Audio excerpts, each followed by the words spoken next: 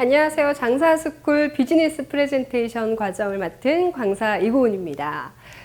자, PT를 위한 비언어 팁을 오늘 소개를 해드릴 텐데요. 많은 분들이 비언어를 간과하세요. 네. 비언어에는 뭐가 있을까요, 여러분? 종류 한번 살펴보실게요.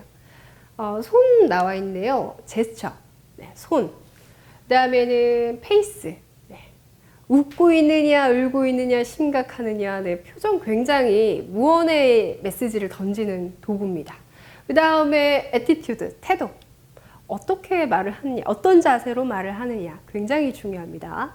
그리고 사이트, 시선, 아이 컨택, 이런 것들이 해당이 되겠죠. 눈은 마음의 창이라고도 하니까 한번 중요하게 살펴보시기 바랍니다. 자, 여기 김연아 씨가 인사를 하고 있습니다. 보시면은 이게 인사법이에요, 여러분. PT 하실 때 그냥 쳐다보시면서 안녕하십니까? 어느 기업의 CEO 대표 누구입니다.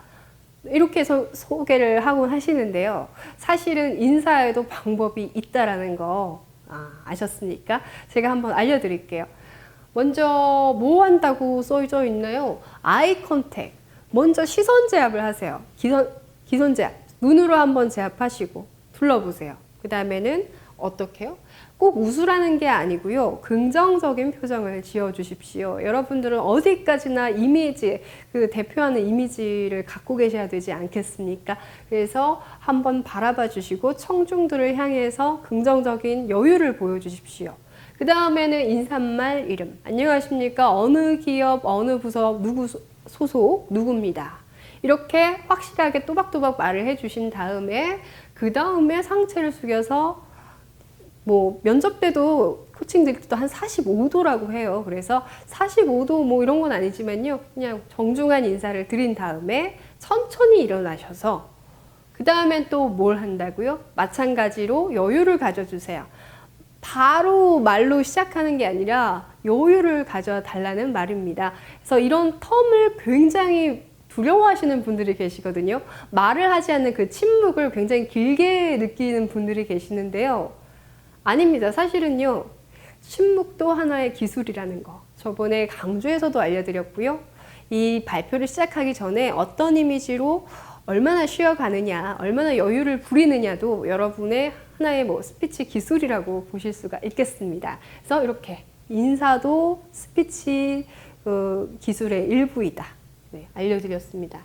자, 이제는 비언어 커뮤니케이션 하나하나 알아볼게요. 먼저 시선입니다. 여기 눈이 큼지막하게 하나 제시되어 있는데요.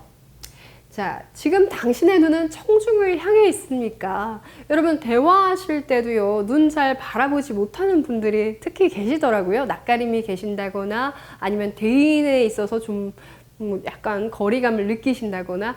하지만 여러분들은 그렇지는 않겠죠. 발표에서는 유난히 그런데 눈을 잘 못 마주치시는 분들이 계세요. 그래서 호공을 보고 말씀을 해버리시면 내 메시지를 강력하게 전달할 수가 없다라는 거 아마 느끼셨을 겁니다.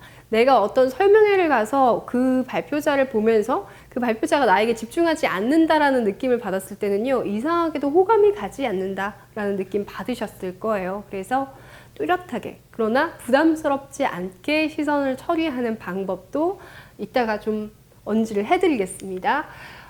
그래서 이 눈이라는 것은 이렇게 중요한데 어떻게 활용해야 될까? 네, 눈 시선의 처리를 어떻게 해야 될까? 한번 알아보도록 하겠습니다. 자, 반항아 또는 협력자를 구분해서 시선을 준다. 네, 이거는 좀 고수들이 하는 시선 처리 방법이에요. 반항아가 뭐겠습니까? 듣지 않는 사람을 말하겠죠. 그래서 듣지 않는 사람도요, 그래도 꾸준히 바라봐 주셔야 합니다. 네. 이렇게 소외가 되지 않도록 해주셔야 되고요. 협력자, 뭐겠습니까? 나를 굉장히 호의적으로 바라봐 주는 사람을 협력자라고 할 수가 있겠죠.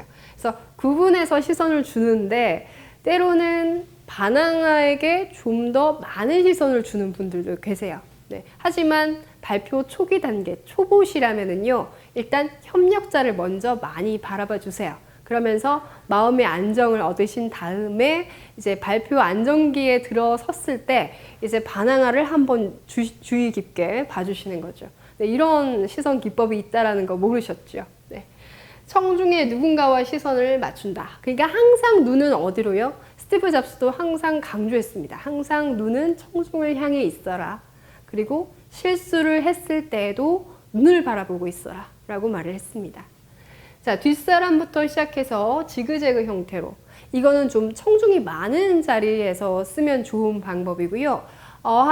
저한테 물으세요, 항상. 한 200명, 300명 있을 때는 어떻게 시선 처리를 하나요? 뒤에서부터요, 이렇게 U자형으로 천천히 한번 바라봐 주세요. 아니라면은 지그재그 형태로 움직이시는데, 내 시선이 너무 빨리 움직이시면 이상하겠죠? 그래서 자연스럽게 계산되지 않은 듯이 천천히 지그재그로 바라보시면 된다라는 거고요. one sentence, one person. 자, 한 문장이 끝나기 전에 고개를 이리저리 돌려버리면 어떤 이미지로 느껴질까요? 산만하게 느껴집니다. 그래서 한 문장 할 때 이쪽, 한 문장 할 때 저쪽. 이렇게 문장이 끝나는, 의미가 끊어지는 단위에 따라서 고개를 한 번씩 상체를 틀어서 같이 이렇게 움직여 주시면 됩니다. 자, look, smile, talk. 네. she, show, see, speak. 뭐 이런 3단이 있는데요. 반드시 지키실 필요는 없지만 요것만 생각하시면 될 것 같아요. 한 3가지 포인트가 있다라고 한다면 정면 한번 보고, 측면 한번 보고, 또 사이드 다른 측면 한번 보고, 다시 정면 한번 보고. 이거를 너무 빨리 하는 게 아니라 문장이 끊어지는 범위 내에서 한 번씩 자연스럽게 돌려달라는 말입니다. 시선의 사각지대에 유의한다. 청중들은요, 청중의 심리는 학생들의 심리와 다릅니다. 청중들은 항상 집중받기를 원합니다. 나에게도 좋은 정보를 알려주고 있구나, 이런 느낌을 받기를 원하시기 때문에 저 뒤에 있는, 멀리 있는 청중에게도 한 번씩 시선을 보내줘야 한다는 걸 항상 명심하시기 바랄게요. 자, 눈으로 커뮤니케이션 하는 거 계속해서 알아보겠습니다. 자, 한 사람만 한쪽만 오래 바라보지 말자. 부담감을 주겠죠. 네, 어쩔 수 없습니다. 하지만 바라봐야 하지만 1초에서 2초 사이로. 네. Z조는 U자로 시선을 줄 것. 아까 좀 전에 설명드렸던 거고요. 문장 위주로 시선을 이동하자. 그 다음에 질문을 받으실 때가 있죠. 한 번씩. 그때는 좀 더 응시하듯이 바라봐 주세요. 그래서 당신의 질문을 존중합니다. 인정합니다. 당신의 의견을 존중합니다. 이렇게 긍정의 뜻을 아이 컨택으로서 표현할 수 있는 방법. 지그시 바라봐 주시는 거예요. 네. 참 좋은 질문이십니다 하면서 딴 사람 바라보는 게 아니라 그 질문자를 향해서 바라봐 주시는 거죠.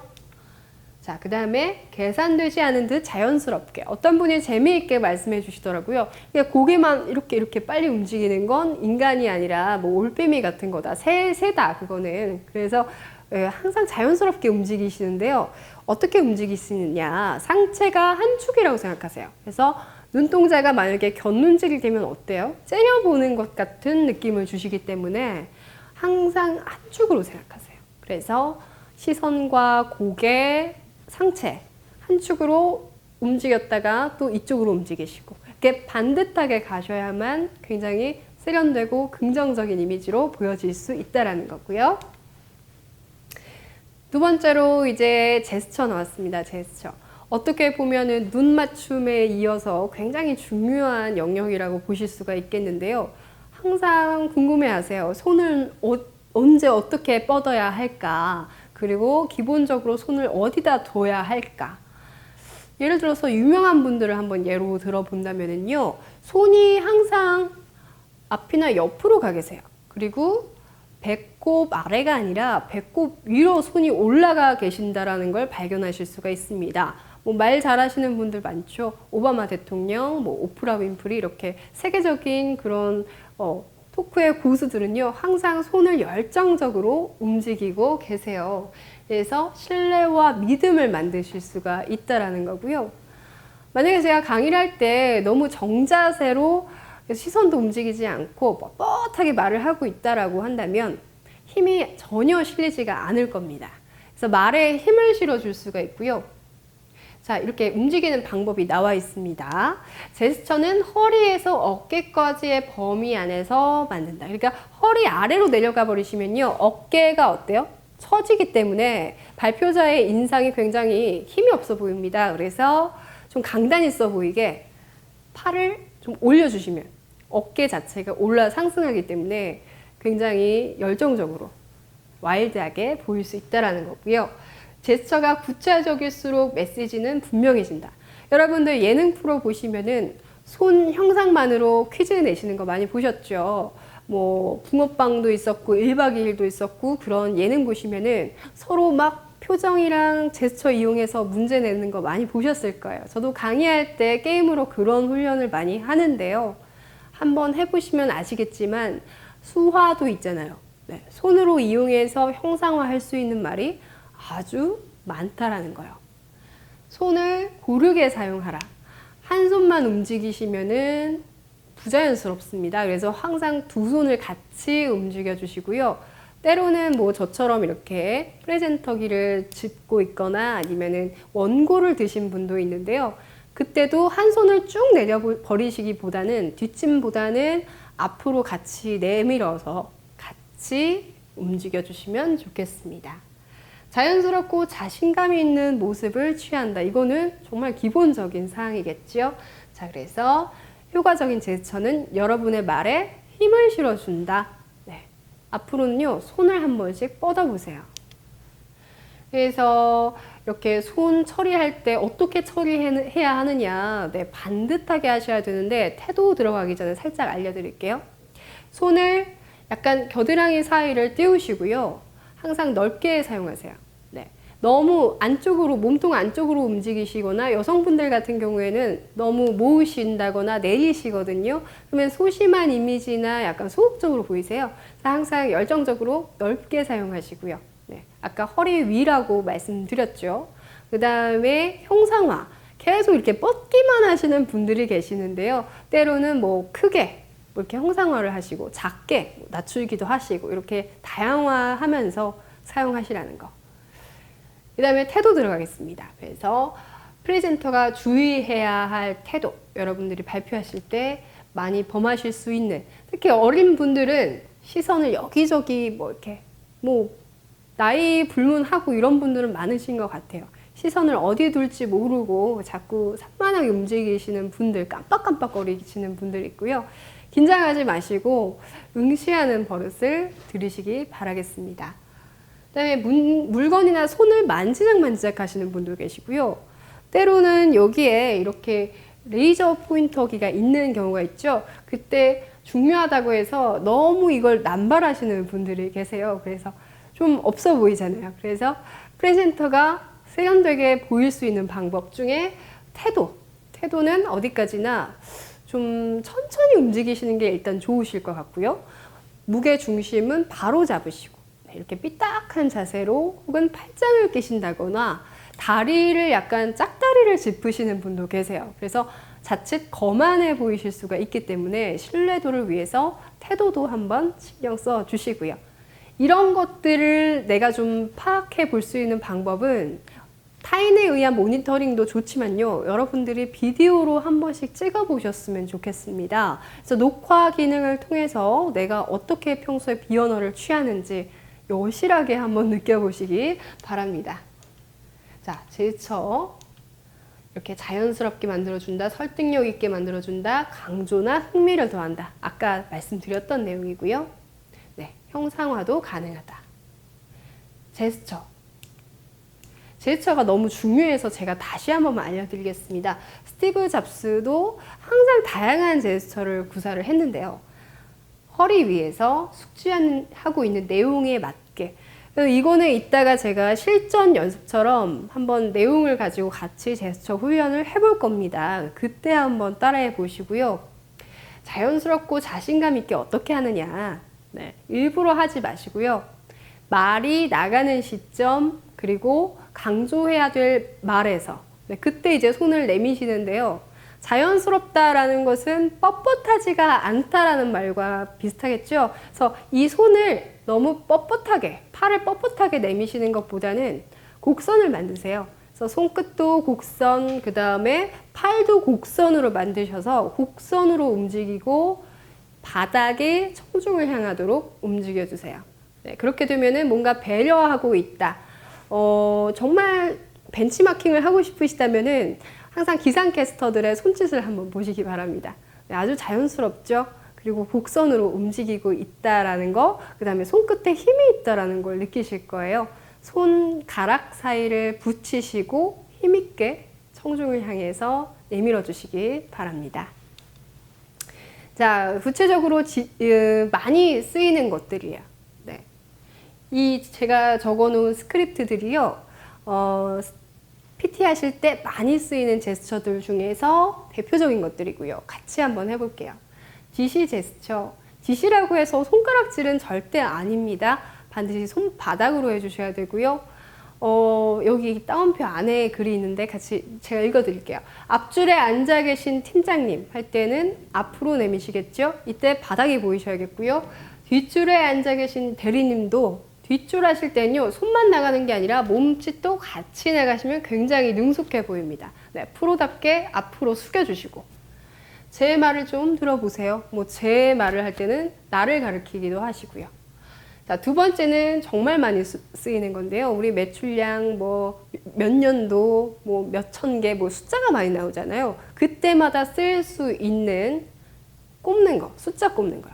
근데 이거 잘 안 하시는 분들이 많이 계시는데요. 많이 하셨으면 좋겠습니다. 이 숫자를 더 크게 보이게 느끼게 만드는 제스처거든요. 이때는 청중이 잘 볼 수 있도록 내 눈앞에서 하는 게 아니라 시선 약간 사선 위에서, 여기 위에서 많은 청중들이 볼 수 있게 당당하게. 또 어떤 분들은 발표를 하실 때가 손을 약간 옆으로 꺾으시더라고요. 이게 아니라 반듯하게 하셔서 첫 번째로, 네, 첫 번째 비결입니다. 두 번째 메뉴입니다. 이런 식으로 딱 3가지만 보여드리도록 하겠습니다. 이런 식으로 좀 힘있게 말씀해 주시면 좋겠죠. 네, 어떻게 보면 집중력을 더 끌어올릴 수 있는 방법이기도 하고요. 자, 크기의 제스처, 굉장히 또 많이 쓰이는 제스처입니다. 정도를 나타내는 말들에서는 입말에서도 강조가 나가지만 손으로도 강조가 나가셔야 되세요.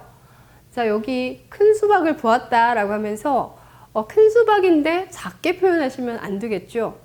저는 어제 이렇게 큰 수박을 보았습니다.